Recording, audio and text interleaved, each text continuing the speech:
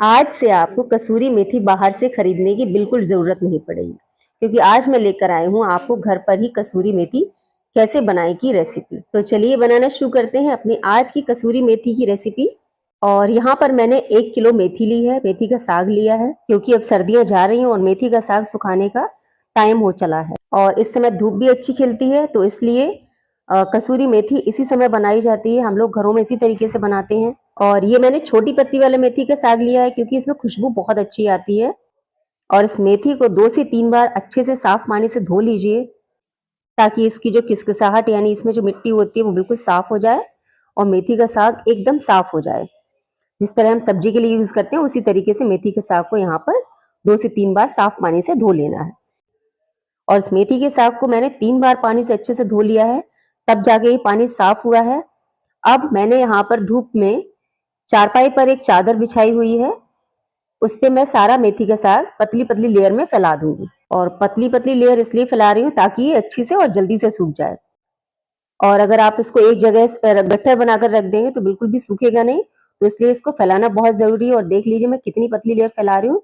बिल्कुल इसी तरीके से आपको सारे साग को फैला लेना है और धूप में से 2 से 3 दिन अच्छे से सुखा लीजिए। और घर की चीज की वैसे ही जानते हैं आप, शुद्धता की गारंटी होती है, तो इसलिए मैं ज्यादातर चीजें घर में ही बनाना प्रेफर करती हूँ। तो आप यहाँ पर देख सकते हैं मैंने कितनी पतली लेयर यहाँ पर फैलाई हुई है।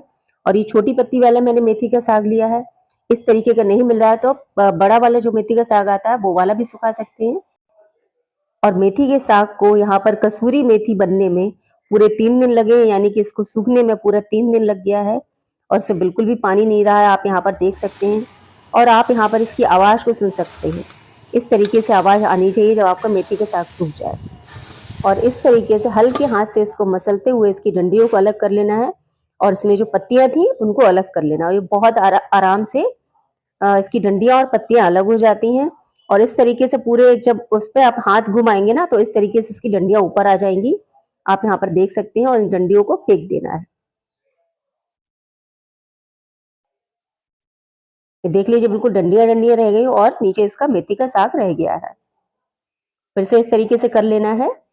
इस तरीके से जब आप पूरे मेथी के साग में हाथ घुमाएंगे तो डंडियां आपकी हाथ में आ जाएंगी और इन डंडियों को अब फेंक देना है। तो आप यहाँ पर देख सकते हैं मैंने कितनी आसान विधि से आपको कसूरी मेथी बनाना बताया है। और यहाँ पर पास से मैं आपको डंडी दिखा रही हूँ, इसमें डंडी डंडी बची है, इसमें साग बिल्कुल भी नहीं बचा है। और इस कसूरी मेथी के साग को आप 1 से 2 साल तक एयर टाइट डिब्बे में स्टोर करके रख सकते हैं। आपका जब मन करे तो आप इस डिब्बे में से निकालिए और फिर से डिब्बे को बंद कर दीजिए।